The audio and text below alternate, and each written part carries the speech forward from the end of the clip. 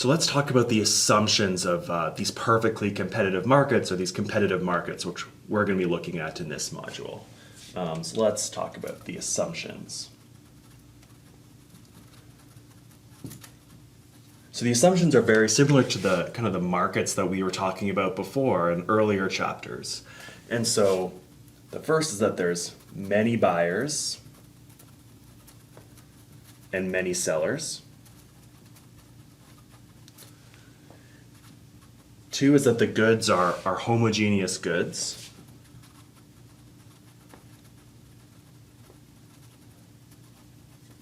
Which means, all the goods are the same.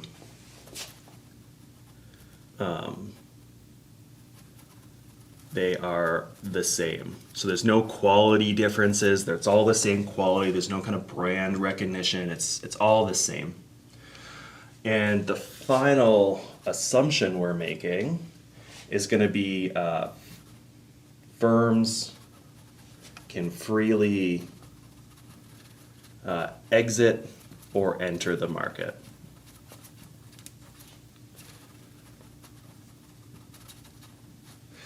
And so this third assumption is just saying that there's nothing stopping a firm. If they wanted to open up a new store or start production of this good that we're looking at, there's nothing that stops them from doing that. They're free to do that. There's no kind of barriers to entry, is what we'd say.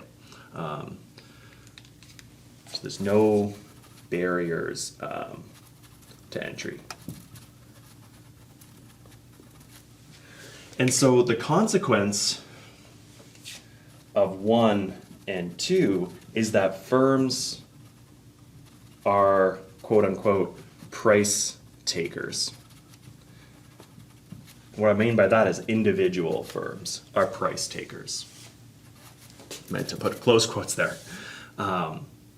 So since there's many buyers and many sellers, and all the goods are the same, firms have no influence on price. So individual firms have no influence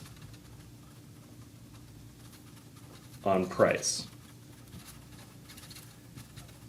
They have no market power, so no ability to set the price.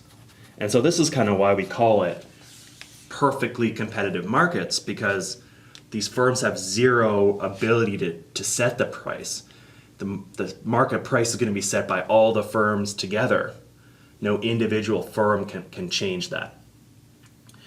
So that's kind of the result of these first two assumptions we're making. The result of this third assumption, this free entry assumption, is going to be, in the long run, we're actually going to have zero economic profit. So again, we had to remember the difference between economic and accounting profit, but there's going to be no economic profit in the long run as long as firms can enter or freely enter or exit. There's no barriers to entry. So that's the kind of the consequence of the third one, and we're going to kind of come back to that when we talk about what happens in the long run.